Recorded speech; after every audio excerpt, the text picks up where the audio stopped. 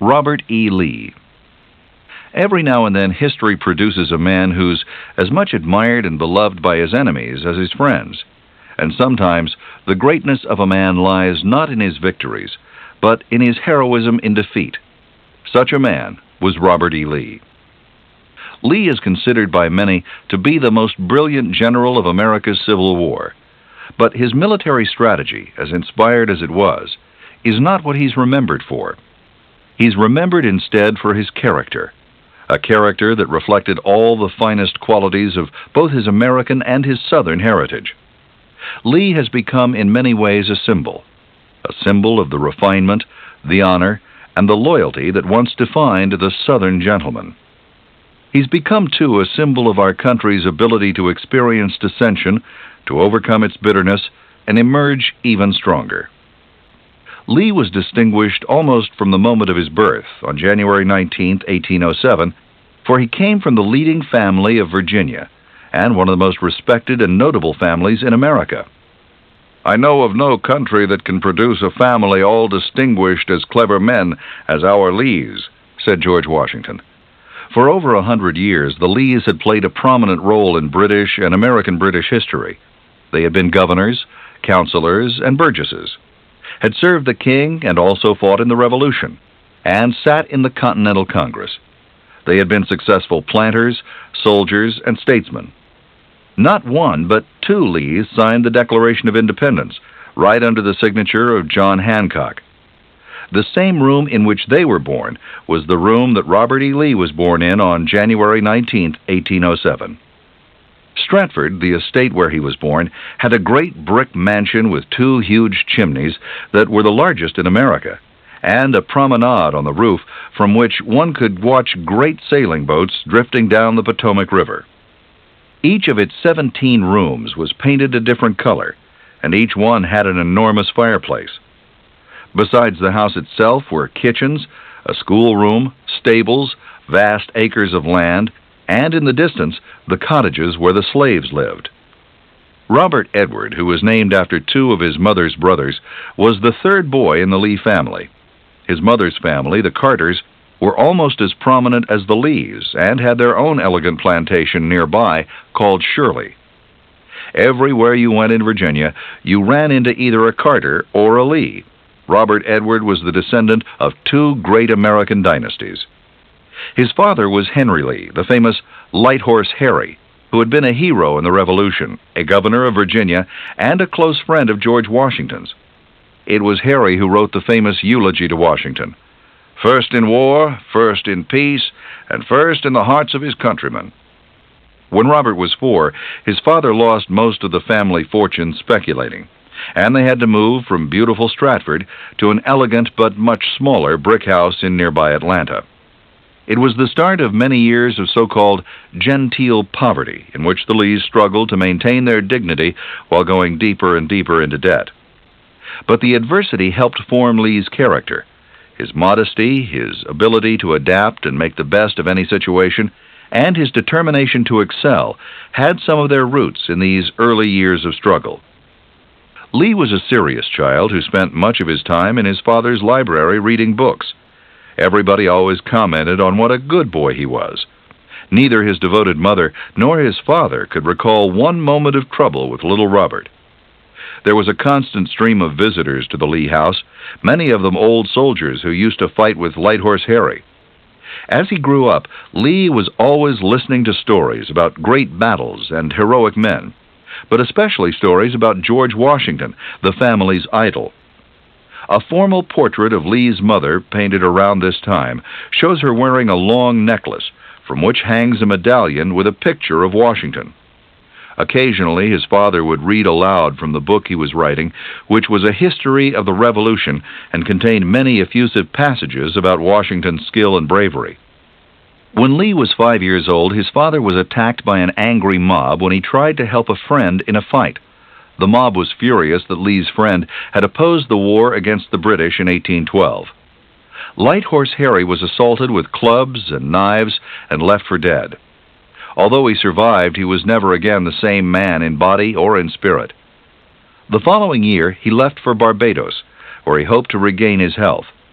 But when Robert, his brothers and sisters, and his mother waved goodbye from the dock at Alexandria, it was the last time they would ever see him. For 6 years, the old general wandered from island to island until he finally collapsed and died. His letters home had been full of advice and wisdom that Robert never forgot, such as, "Self-command is the pivot upon which the character, fame, and independence of us mortals hang," and "Fame in arms or art, however conspicuous, is naught unless bottomed on virtue." Robert, still in his early teens, took over the management of the home. His mother had become an invalid. One older brother had gone off to school, and the other had joined the Navy. He was educated first in the Carter family schoolhouse with his relatives. Then he was sent to an academy where he learned Greek, Latin, and mathematics, the basic requirements for college. College, however, was beyond the family budget. So when he was 19, Lee asked for and received an appointment to the military academy at West Point. There he studied drawing, surveying, engineering, physics, chemistry, history, geography, moral philosophy, and the science of war. Although half of the cadets failed to graduate, from the beginning Lee was in the top 2 or 3 of his class. After his first year, he was not just a student, but a teacher in the beginning classes. In his senior year, he won the most coveted prize at the academy, and when he graduated, he had not one demerit on his entire record. Because his record was so distinguished, he was able to choose any branch of the service he wanted. He chose engineering. At West Point, Lee was affectionately nicknamed Marble Model, not because he was cold and aloof like Marble, but because his fellow students thought he approached perfection. One of them described him this way: "No other youth or man so united the qualities that win warm friendship and command high respect, for he was full of sympathy, kindness, genial and fond of gay conversation, and even of fun, while his correctness of demeanor and attention to all duties, personal and official, and a dignity as much a part of himself as the elegance of his person, gave him a superiority that everyone acknowledged." It was a description like many others offered of Lee when he was in his 20s, his 40s, and all through his life. The young officer was no sooner out of West Point than his mother died. He'd always been very close to her and was her favorite son. "I owed everything to her," he said. He settled her estate and then set out to visit her relatives throughout Virginia. He was looking forward to one of these visits in particular: the great white house on a hilltop in Arlington where George Washington Custis, adopted son of President Washington, lived. More importantly, his daughter, Mary Custis, also lived there. Mary was a tall, pale girl, somewhat fragile and spoiled, but easygoing and warm-hearted. Lee had known her since childhood and had been in love with her now for several years. He intended to propose. At first, Mary's father protested. Lee had an excellent name, a fine mind, and a trustworthy character. He had everything, in fact, except money. Mrs. Custis, however, approved of Lee. Her daughter had her heart set on the handsome young man, and Custis himself was a wealthy man, so in the end, Lee's poverty didn't seem to matter much. The marriage was delayed twice. Once when Lee was sent to work on coastal defenses in Georgia, a task that bored him but came in handy later on during the Civil War, and he was sent to work on Fortress Monroe back home in Virginia. Finally, in 1831, when he was 24 years old, Lee married Mary Custis in the Custis family home at Arlington. It was a long and happy marriage, and one of historical significance. For with Mary, Lee inherited the Arlington house with all it stood for. And what it stood for was George Washington. The house was a virtual memorial to Washington. Portraits of him hung everywhere. The rooms held his china, his bookcases, and the very bed in which he died. Lee had worshipped Washington since childhood. Now he began to pattern himself after his hero more and more. The Lee family grew rapidly. First, there was a son who was given the distinguished name George Washington Custis Lee, but whom they called simply Custis. Then there were 6 more children in rapid succession, 4 girls and 2 boys. The youngest boy was named Robert Edward in honor of his father. All three of Lee's sons served under him as Confederate officers during the Civil War. Lee always enjoyed his family and suffered from his long and frequent absences from home. For the many years after his graduation, Lee endured a series of routine military assignments that offered him little challenge and few promotions. He never complained, and he always put his full effort into each task, but inside he was growing restless. It was 9 years before he was made a captain, and even then the title did not guarantee adventure. What he needed, as all military geniuses do, was a war. That finally happened in 1846, when the United States and Mexico battled it out for territories in the Southwest. Lee had been in the Army 21 years by then and had never once seen an enemy. The Mexican War was a war in which President Polk, rallying his soldiers, claimed that American blood has been shed on American soil. Many politicians disagreed with him, including a congressman named Abraham Lincoln, who demanded that Polk demonstrate on a map exactly which spot of so-called American soil he was referring to. Lee didn't bother himself with the debates among the politicians. To him, his duty was clear. He was a soldier, and when asked to serve his country, he did so. The question was simple then. In less than 20 years, the same question would cause him torment and heartbreak. When he was 36 years old, Lee received his orders to report to San Antonio, Texas. During the war, Lee served as an engineering officer with Winfield Scott's force that fought its way to Mexico City. It was because of Lee's engineering skill that American troops were able to cross the difficult mountain passes on the way to the capital city. His work in several battles during the war, including the capture of Veracruz, won him outstanding praise and his first reputation for brilliance. When the war was over, Mexico had given up its land in Texas, New Mexico, Arizona, California, Utah, and Nevada.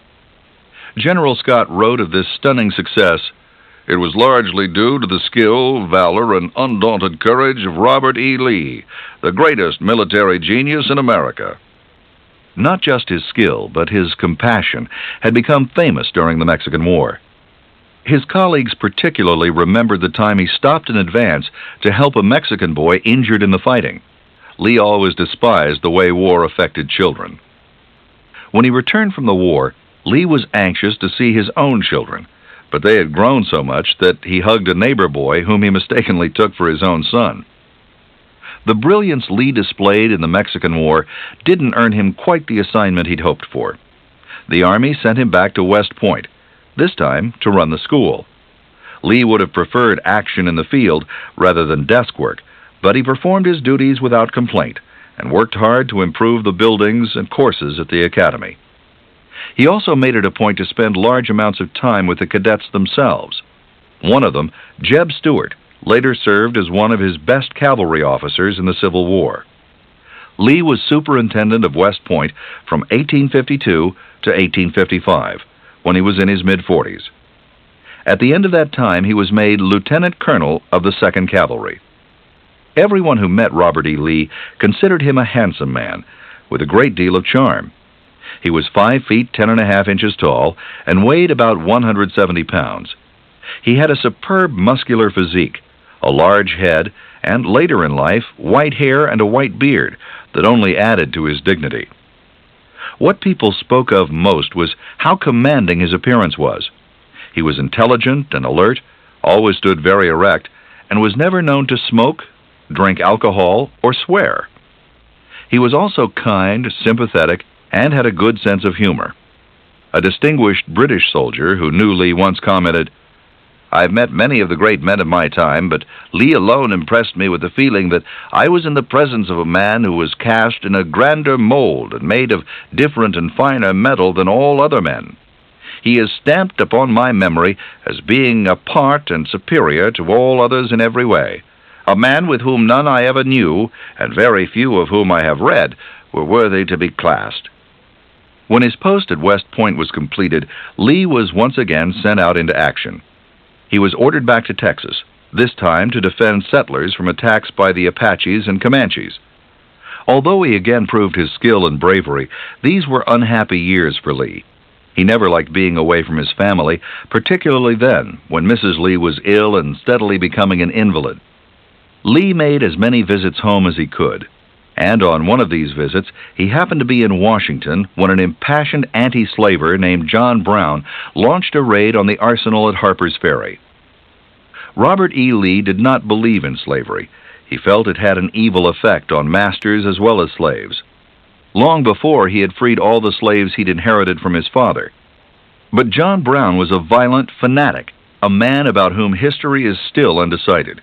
Many believe he was a political hero. Many believe he was mentally deranged.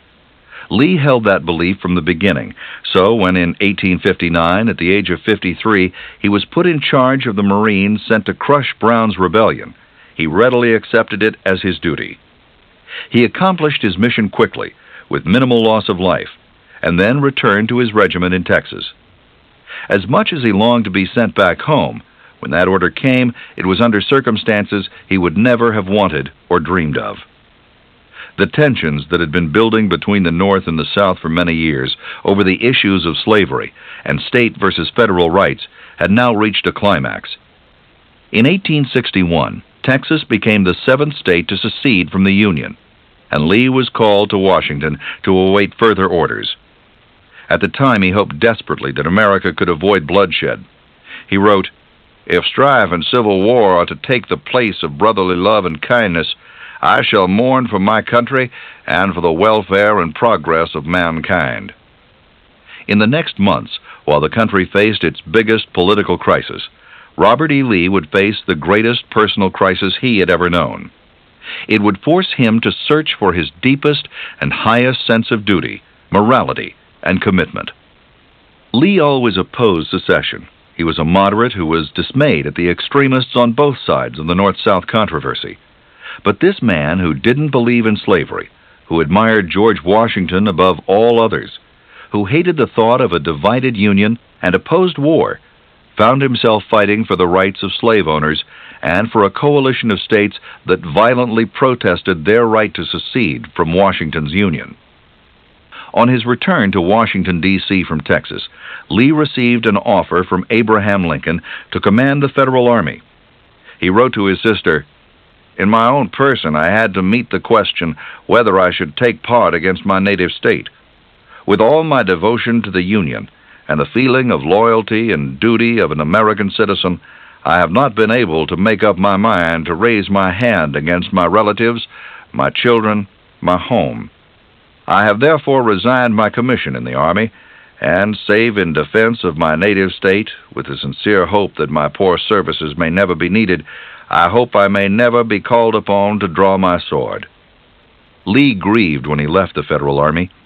He was leaving behind friends he had fought with in other wars, men he had served under, and men who had served under him. The break with his commander, General Scott, was most painful of all, for the two had become close friends. He was experiencing what thousands of others would soon experience also, as the war pitted more friends against friends, cousins against cousins, even brothers against brothers, and fathers against sons. Soon after, when Virginia seceded from the Union, Lee offered his services to his home state. Virginia soon joined the Confederacy, and President Jefferson Davis appointed him a general in the Southern Army. Lee had made his painful decision based on his belief that his first loyalty was to his own state, a state he had loved passionately since childhood. He felt Virginia, where Washington had been born, was fighting for the very liberty, freedom, and legal rights for which he'd also fought. To Lee and to many other Southerners, the war was not a civil war. It was a second revolution, a second war of independence. When Lee left the Union, to him it was like George Washington leaving the British Empire. His first task was to repel an invasion of Western Virginia, but he was unsuccessful. He was then sent to set up coastal defenses on the Atlantic, an easier task since he had done the same thing after graduating from West Point. In 1862, after Joseph Johnston was wounded in battle, Lee became commander of the main Confederate Army in Virginia, which soon came to be called the Army of Northern Virginia. He tightened the discipline, strengthened the command, improved morale, and convinced his soldiers that headquarters was in full command. The Army of Northern Virginia would become the strongest, most effective fighting unit in the whole Confederate Army. The greatest Confederate victories were achieved by this group of soldiers who so deeply loved and admired their leader, Robert E. Lee. When Lee took command of the Virginian Army, the challenges were enormous and the outlook was grim. Union troops were steadily gaining control of the entire Mississippi Valley and were even in sight of Richmond. They were only 7 miles away. They were 100,000 men strong, and they were well equipped. Lee wasted no time. A month after he received his command, he attacked the Northern Army outside Richmond and drove it back. A few months later, he defeated the Union at the Second Battle of Bull Run and chased it into Washington, D.C. Throughout the South, he became the hero of the people and the savior of the Southern cause. His soldiers developed an almost superstitious belief in his abilities. The war, everyone believed, would soon be over. Lee knew differently from the start. Lee followed up on his victory at Bull Run by invading Maryland, but his plans fell into enemy hands, and the first deadly battle at Antietam forced him to retreat again. Lee withdrew into Virginia, where he led his men in a resounding victory at the Battle of Fredericksburg. It was during this battle that Lee made the statement for which he's probably most famous. One morning before the battle began, looking over the fog-enshrouded field and the panorama of thousands of troops in full array, Lee remarked, "It is well that war is so terrible. We would grow too fond of it." It was in the next year, 1863, that General Lee won his greatest battle and suffered his greatest loss. At Chancellorsville, he was confronted with a Union army twice as big as his own. In one of the boldest moves in military history, he divided his army into 3 parts and encircled the enemy. The Union army was confused and lost its organization. It was driven back and suffered enormous casualties. The Southern losses were also great, but one in particular grieved Lee and perhaps affected the outcome of the rest of the war. Lee's greatest lieutenant, the man he called his right arm, Stonewall Jackson, was mistakenly shot by his own men when he rode in front of the troops to survey the battle scene. Lee and Jackson had shared an intuitive understanding of each other in battle and had functioned together almost as one mind in 2 bodies. Jackson had once said that he was so devoted to Lee he would follow him into battle blindfolded. Lee was never able to replace Jackson, and he never again achieved the success of Chancellorsville. 2 months after the death of Stonewall Jackson, Lee marched his troops into the North again, towards what became the most famous, the most pivotal, and the bloodiest battle of the Civil War. The date was July 1863. The place where South and North met were the fields outside of the small town of Gettysburg, Pennsylvania. It was Lee's goal to finally put his army on the offensive, smash through the Union lines, and march towards Washington, D.C. It was his first battle without Stonewall Jackson, and his men were suffering from inadequate food and clothing supplies and sheer exhaustion. After 3 days of brutal fighting and tragic blunders like Pickett's Charge, in which Confederate soldiers were slaughtered by the thousands, Lee was forced to admit defeat. The North had suffered 23,000 killed, wounded, or missing. The South suffered 30,000. 30,000 it could ill afford to lose.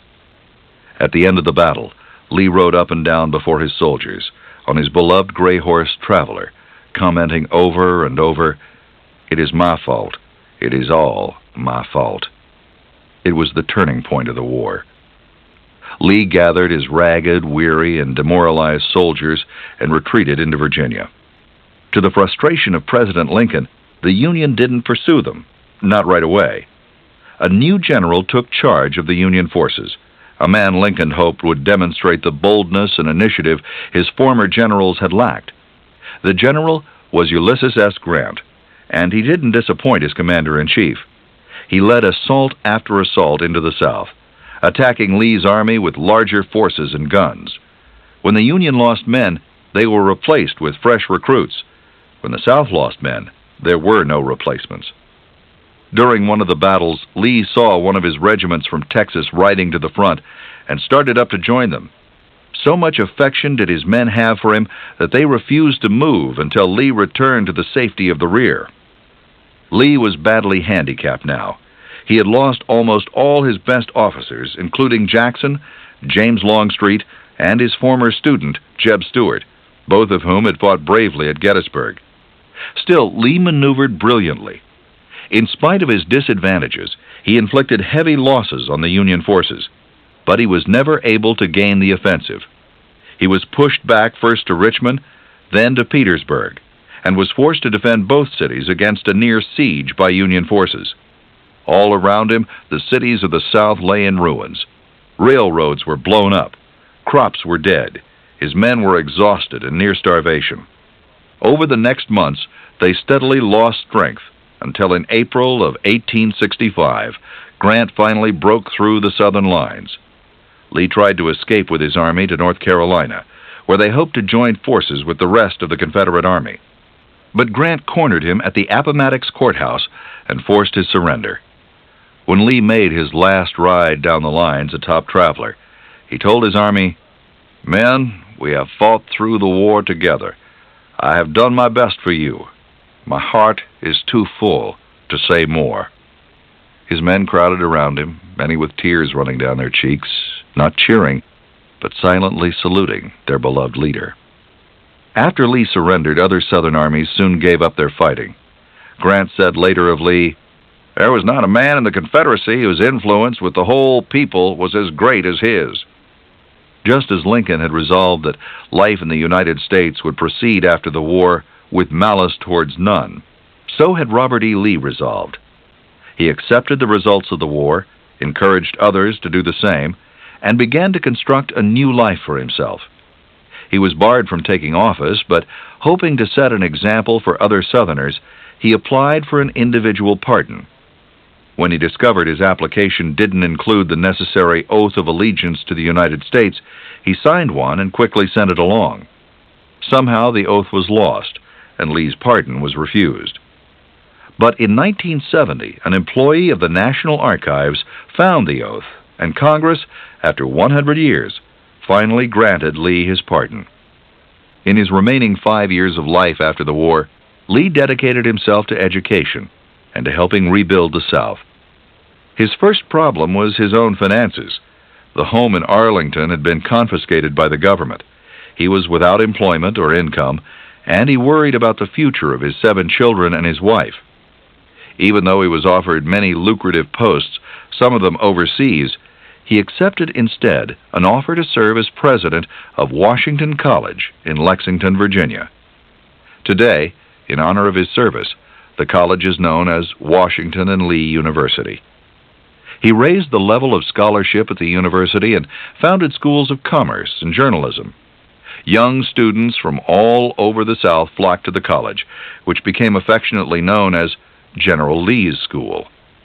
Robert E. Lee's attitude after the Civil War was critically important to the progress of the South and to the healing of the nation. He urged his friends and students to keep the peace, to resist bitterness and hatred, and to, in his words, make your sons Americans. Once, when he found Southern children beating a boy from the North, he stopped them and took the child into his home. Another time, when his church congregation rose in anger because a black man had taken communion out of the common drinking cup, Lee walked to the front and knelt beside the man. He addressed the congregation, saying, "All men are brothers in Christ. Have we not all one Father?" Soon the others followed his lead and joined the black worshiper at the altar. Lee did a lot of work for the church in his later years, but one day, after attending a church meeting, he walked home in a driving rainstorm. He became so ill he couldn't even speak. For days he lay in bed, sometimes thinking he was back in the war. On October 12, 1870, 63-year-old General Robert E. Lee gave his last order. "Strike the tent," he said, and then he died. He was buried in the chapel he built on the campus of Washington University, which is sometimes called the Shrine of the South, due to the thousands of visitors it receives every year. There are people today who love Lee as much as he was loved in his life. His birthday, January 19th, is a legal holiday in most southern states. Robert E. Lee was one of the most respected soldiers and admired generals in American history, and perhaps the most capable commander of the Civil War. He was idolized by his soldiers, his students, and by the entire South, which saw in him the personification of their own finest qualities. His family, which knew him more intimately than anyone else, worshipped him as much as others did. His own daughters never married because they said all other men seemed inferior to the man who had raised them. It's not often that a man who, in one sense, has fought against his country and lost is still considered a national hero, but Robert E. Lee is admired not just in the South, but throughout the nation. His fame rests on achievements made in the face of overwhelming odds, and on his outstanding personal character, which won the adoration of his army and the respect of his enemies. During the long aftermath of the war, when North and South alike struggled to rebuild and move forward, he was a constant example of fortitude and forgiveness. Lee was a man of many deep loyalties, all of which had to be measured against each other. His loyalty to state, to country, to family, to Northern and Southern friends, to the memory of George Washington and the Declaration of Independence, and last but not least, to his own convictions and ideals. It was evident from the start he could not serve them all, and he could not serve one without betraying another. Reaching a decision about what course to take was a process that caused him much anguish and pain. His wife Mary said that as he labored over his choices, he wept tears of blood. In the end, the choice he made was based not on personal ambition nor pride, but on his highest understanding of duty. This is the end of the session.